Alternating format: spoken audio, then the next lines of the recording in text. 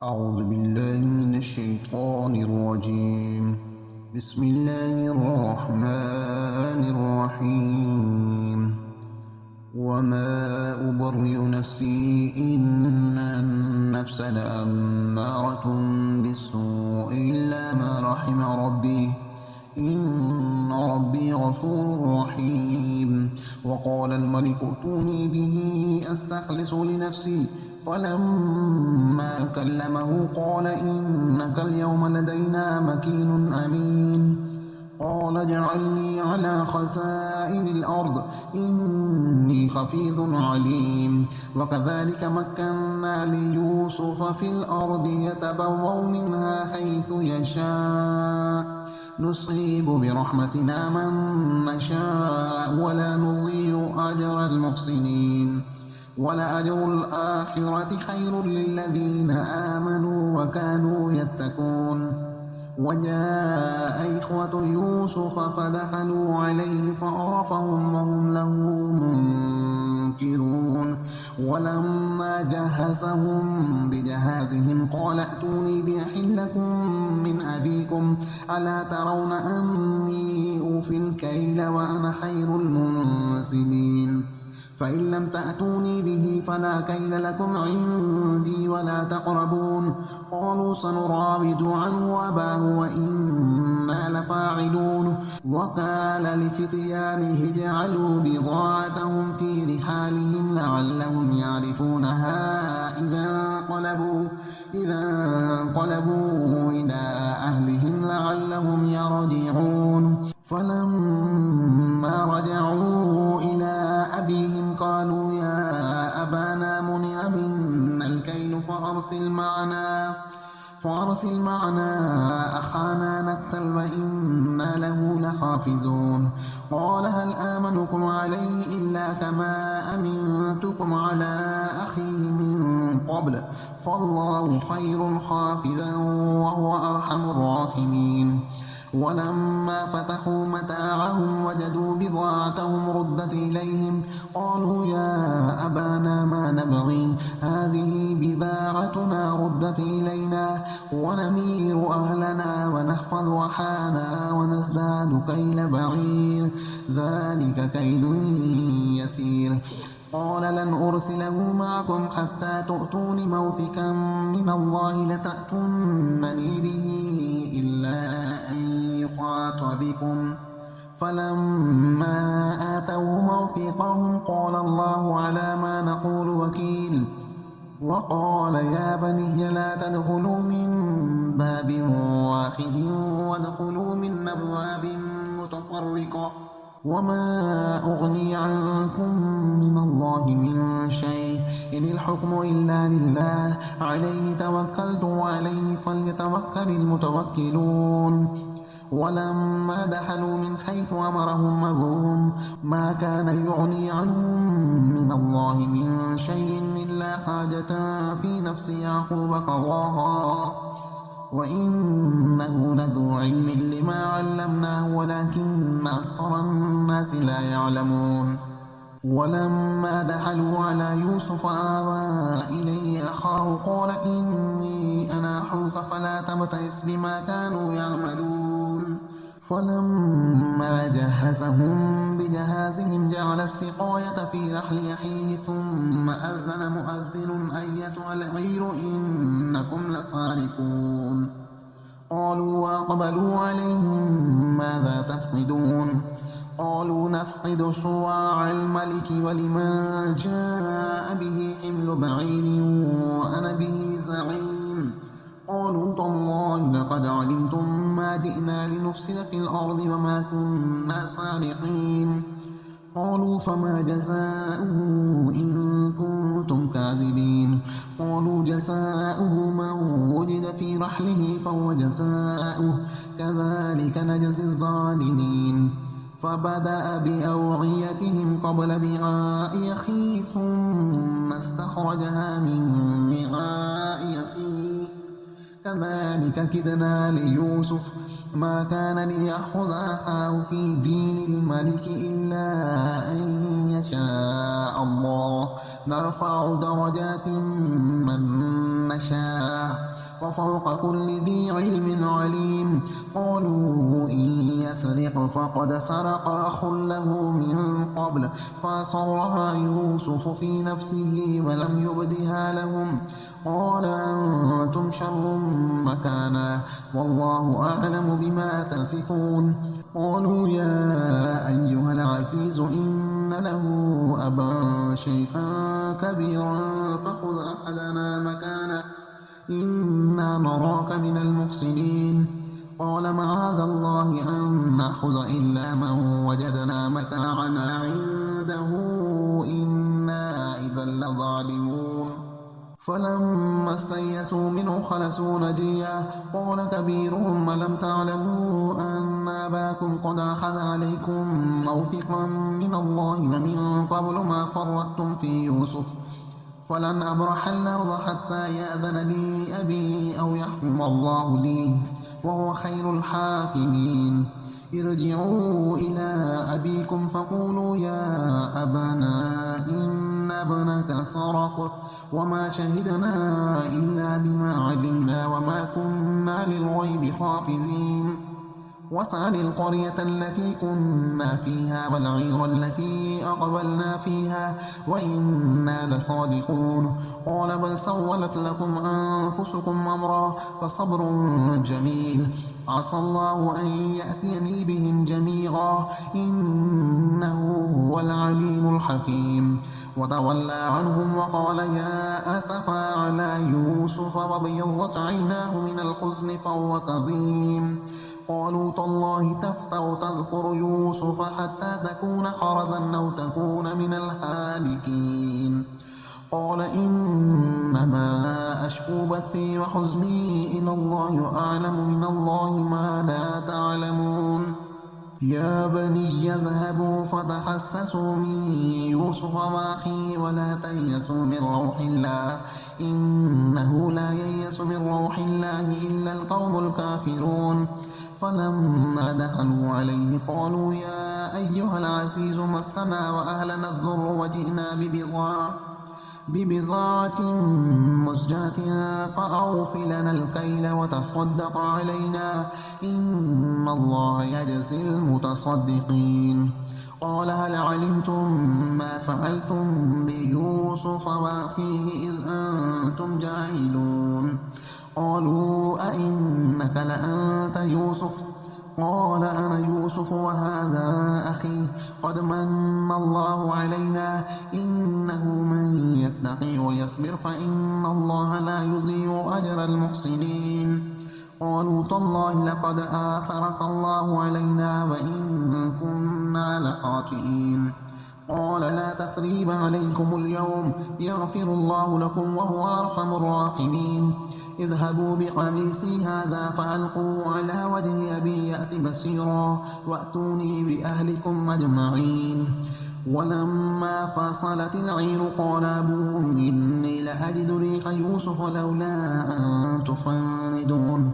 قالوا تالله إنك لفي ضلالك القديم. فلما أن جاء البشير ألقاه على وجهه فارتد بصيرا قال لم أقل لكم إني أعلم من الله ما لا تعلمون. قالوا يا أبانا استغفر لنا ذنوبنا إنا كنا خاطئين. قال سوف أستغفر لكم ربي إنه هو الغفور الرحيم. فلما دخلوا على يوسف آوى إليه أبويه وقال ادخلوا مصر إن شاء الله آمنين. ورفع أبويه على العرش وخروا له سجدا وقال يا أبت هذا تأويل رؤياي من قبل قد جعلها ربي حقا وقد أحسن بي إذ أخرجني من السجن وجاء بكم من البدو من بعد أن نزغ الشيطان بيني وبين إخوتي إن ربي لطيف لما يشاء إنه هو العليم الحكيم. رب قد آتيتني من الملك وعلمتني من تأويل الأحاديث فاطر السماوات والأرض أنت ولي في الدنيا والآخرة توفني مسلما وألحقني بالصالحين.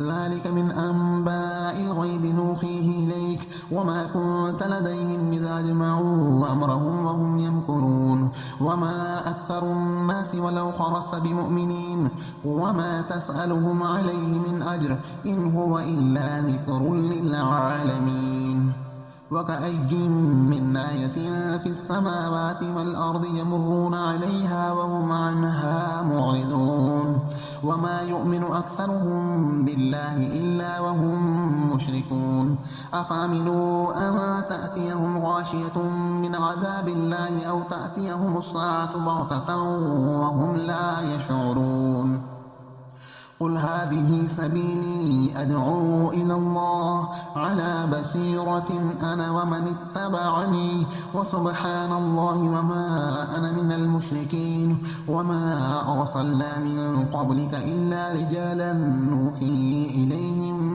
من أهل القرى أفلم يسيروا في الأرض فينظروا كيف كان عاقبة الذين من قبلهم ولدار الآخرة خير للذين اتقوا أفلا تعقلون حتى إذا استيأس الرسل وظنوا أنهم قد كذبوا جاءهم نصرنا فنجي من نشاء ولا يرد بأسنا عن القوم المجرمين لقد كان في قصصهم عبرة لأولي الألباب ما كان حديثا يفترى ولكن تصديق الذي بين يديه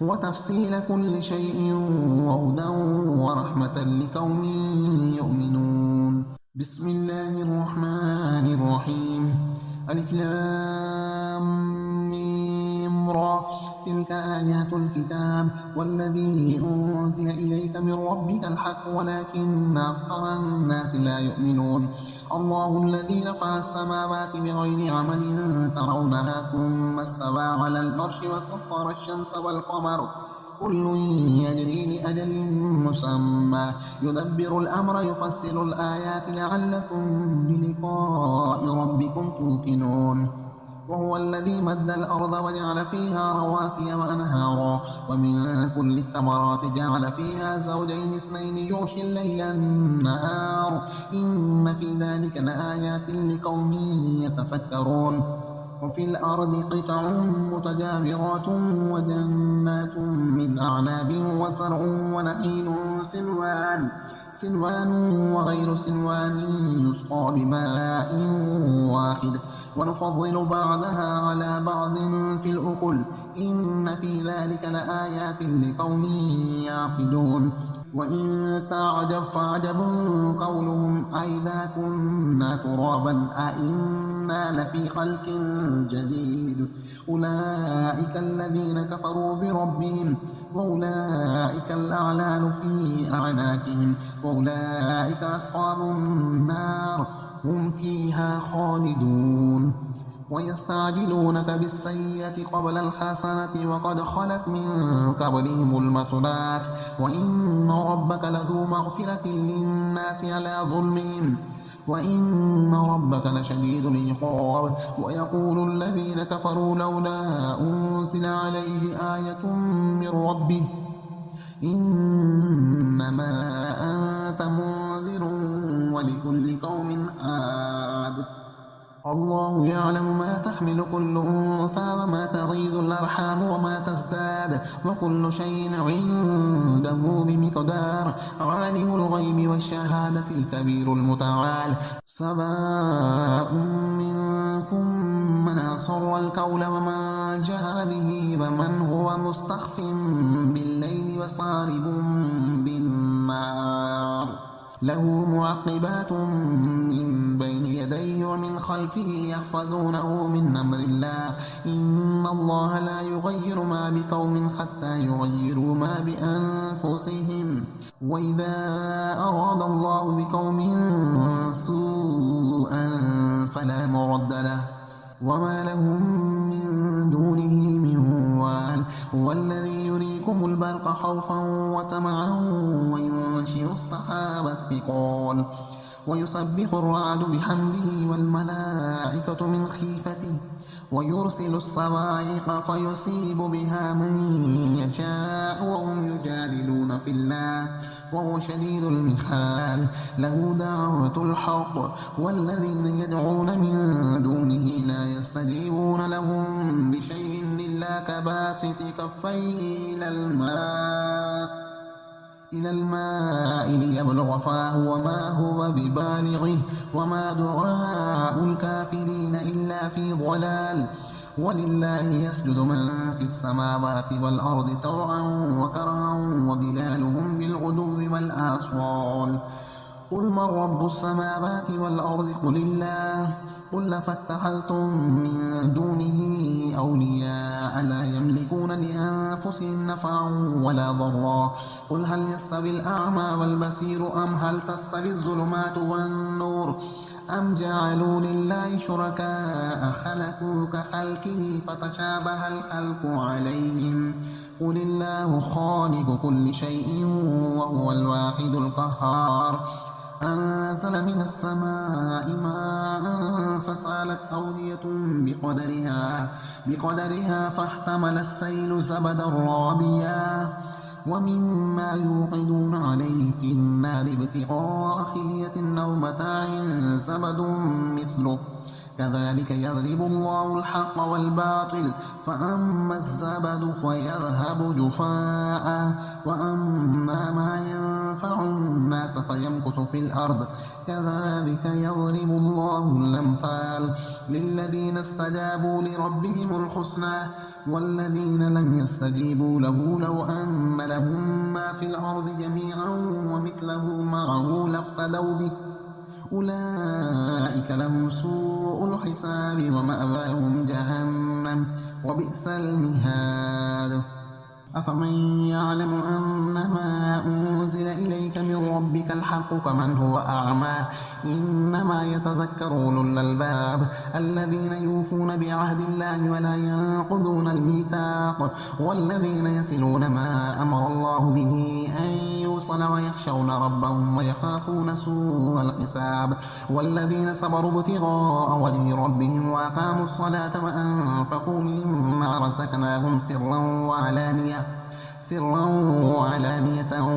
ويدرؤون بالحسنة السيئة أولئك لهم عقبى الدار جنات عدن يدخلونها ومن صلح من آبائهم وأزواجهم وذرياتهم والملائكة يدخلون عليهم من كل باب سلام عليكم بما صبرتم فنعم عقبى الدار. والذين ينقضون عهد الله من بعد ميثاقه ويقطعون ما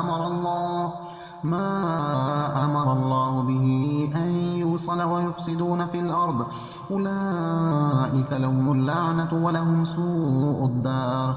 الله يبسط الرزق لمن يشاء ويقدر وفرحوا بالحياة الدنيا وما الحياة الدنيا في الآخرة إلا متاع. ويقول الذين كفروا لولا أنزل عليه آية من ربه قل إن الله يضل من يشاء ويهدي إليه من أناب.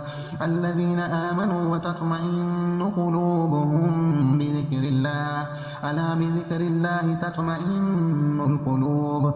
الذين آمنوا وعملوا الصالحات طوبى لهم وحسن مآب. كذلك أرسلناك في أمة قد خلت من قبلها لتتلو عليهم الذي أوحينا إليك وهم يكفرون بالرحمن قل هو ربي لا إله إلا هو عليه توكلت وإليه متاب. ولو أن قرآنا سيرت به الجبال أو قطعت به الأرض أو كلم به الموتى بل لله الأمر جميعا. أفلم ييأس الذين آمنوا أن لو يشاء الله لهدى الناس جميعا ولا يزال الذين كفروا تصيبهم بما صنعوا قارعة أو تحل قريبا من دارهم حتى يأتي وعد الله إن الله لا يخلف الميعاد. ولقد استهزئ برسل من قبلك فأمليت للذين كفروا ثم أخذتهم فكيف كان عقاب. أفمن هو قائم على كل نفس بما كسبت وجعلوا لله شركاء قل سموهم أم تنبئونه بما لا يعلم في الأرض أم بظاهر من القول بل زين للذين كفروا مكرهم وصدوا عن السبيل ومن يضلل الله فما له من هاد لهم عذاب في الحياة الدنيا ولعذاب الآخرة أشق وما لهم من الله من واق مثل الجنة التي وعد المتقون تجري من تحتها الأنهار أكلها دائم وذلها تلك عقبى الذين اتقوا وعقبى الكافرين النار والذين آتيناهم الكتاب يفرحون بما أنزل إليك ومن الأحزاب من ينكر بعضه قل إنما أمرت أن أعبد الله ولا أشرك به إليه أدعو وإليه مآب وكذلك أنزلناه حكما عربيا ولئن اتبعت أهواءهم بعدما جاءك من العلم ما لك من الله من ولي ولا واق ولقد أرسلنا رسلا من قبلك وجعلنا لهم أزواجا وذرية وما كان لرسول أن يأتي بآية إلا بإذن الله لكل أجل كتاب يمحو الله ما يشاء ويثبت وعنده أم الكتاب وإما نرينك بعض الذين نعدهم أو نتوفينك فإنما عليك البلاغ وعلينا الحساب أولم يروا أنا نأتي الأرض ننقصها من أطرافها والله يحكم لا معقب لحكمه وهو سريع الحساب وقد مكر الذين من قبلهم فلله المكر جميعا يعلم ما تكسب كل نفس وسيعلم الكفار لمن عقبى الدار ويقول الذين كفروا لست مرسلا قل كفى بالله شهيدا بيني وبينكم ومن عنده علم الكتاب بسم الله الرحمن الرحيم ألف لام را كتاب أنزلناه إليك لتخرج الناس من الظلمات إلى النور بإذن ربهم إلى صراط العزيز الحميد الله الذي له ما في السماوات وما في الأرض وويل للكافرين من عذاب شديد الذين يستحبون الحياة الدنيا على الآخرة ويصدون عن سبيل الله ويبغونها عوجا أولئك في ضلال بعيد وما أرسلنا من رسول إلا بلسان قومه ليبين لهم ويضل الله من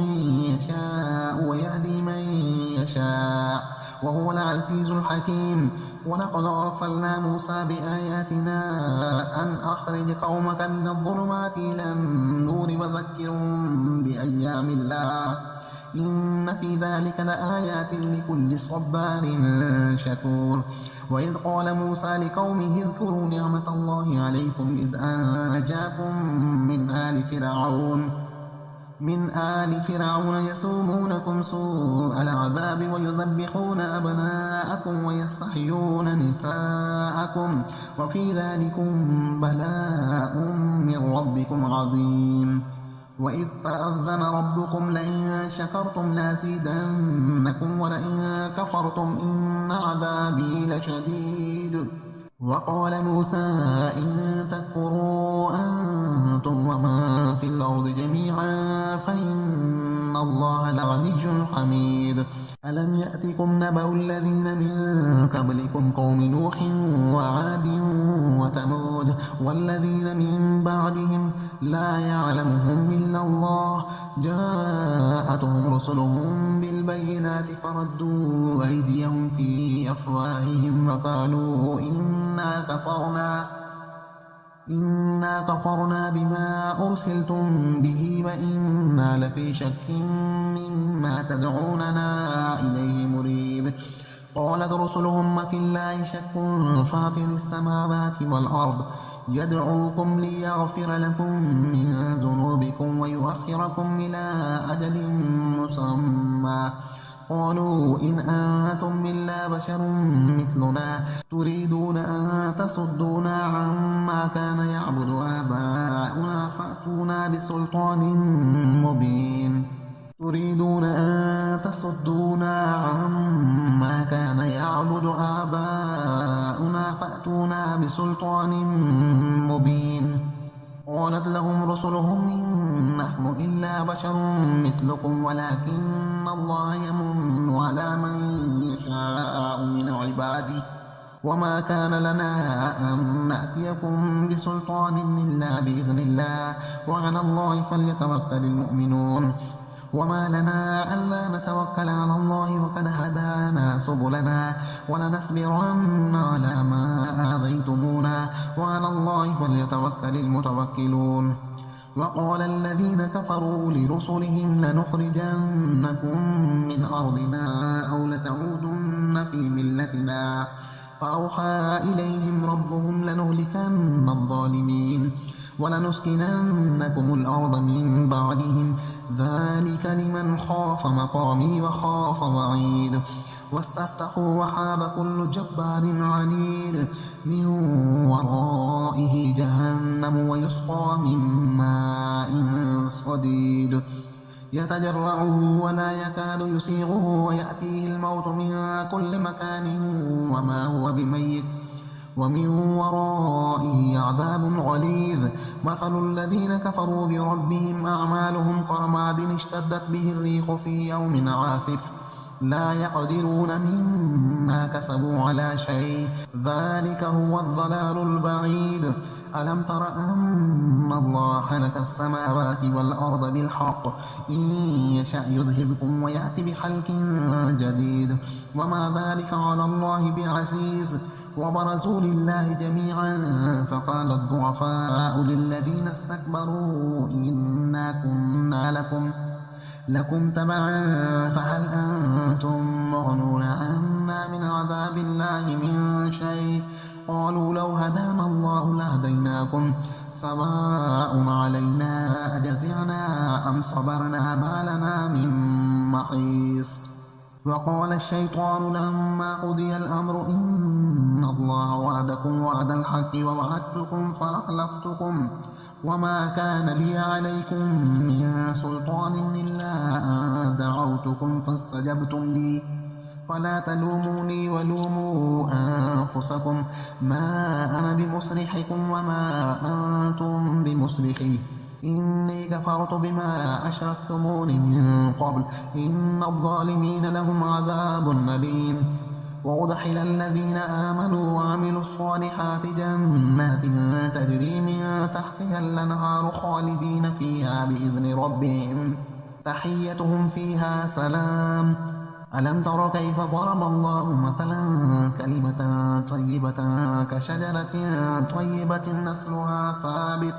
أصلها ثابت وفرعها في السماء تؤتي أكلها كل حين بإذن ربها ويضرب الله الأمثال للناس لعلهم يتذكرون ومثل كلمة خبيثة كشجرة خبيثة اجتثت من فوق الأرض ما لها من قرار يثبت الله الذين آمنوا بالقول الثابت في الحياة الدنيا وفي الآخرة ويذل الله الظالمين ويفعل الله ما يشاء ألم تر إلى الذين بدلوا نعمة الله كفرا وأحلوا قومهم دار البوار جهنم يصلونها وبئس القرار وجعلوا لله أندادا ليضلوا عن سبيله قل تمتعوا فإن مسيركم إلى النار قل لعبادي الذين آمنوا يقيموا الصلاة وينفقوا مما رزقناهم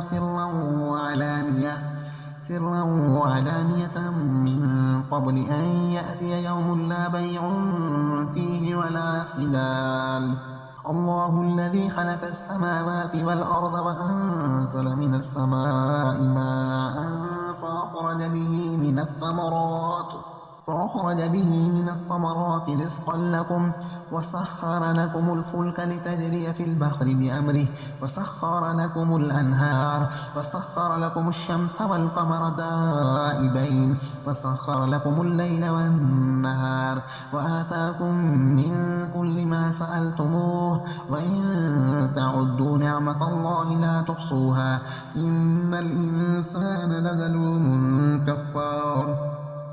وإذ قال إبراهيم رب اجعل هذا البلد آمنا واجنبني وبني أن نعبد الأصنام رب إنهن أضللن كثيرا من الناس فمن تبعني فإنه مني ومن عصاني فإنك غفور رحيم. ربنا إني أسكنت من ذريتي بواد غير ذي زرع عند بيتك المحرم ربنا ليقيموا الصلاة فاجعل أفئدة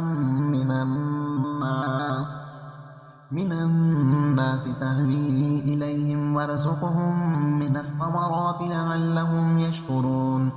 ربنا إنك تعلم ما نخفي وما نعلن وما يخفى على الله من شيء في الأرض ولا في السماء.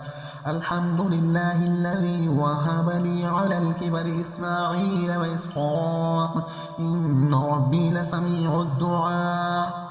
رب اجعلني مقيم الصلاة ومن ذريتي ربنا وتقبل دعاء. ربنا اغفر لي ولوالدي وللمؤمنين يوم يقوم الحساب. ولا تحسبن الله غافلا عما يعمل الظالمون إنما يؤخرهم ليوم تشخص فيه الأبصار مهطعين مقنعي رؤوسهم لا يرتد إليهم طرفهم وأفئدتهم هواه.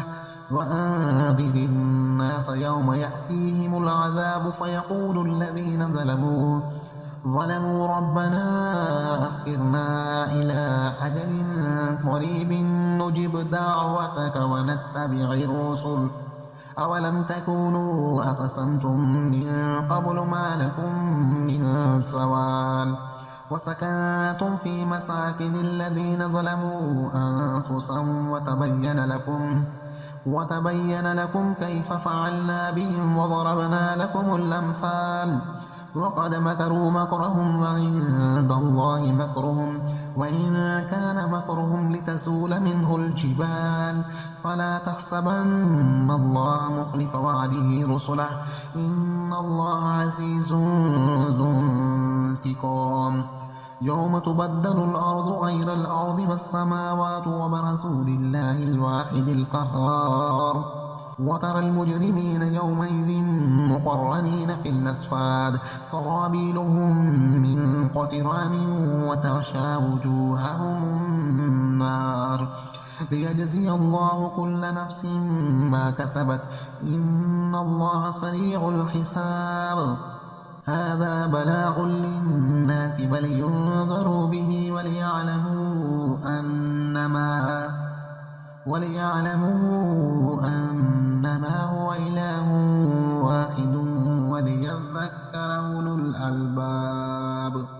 بسم الله الرحمن الرحيم ألف لام را تلك آيات الكتاب وقرآن مبين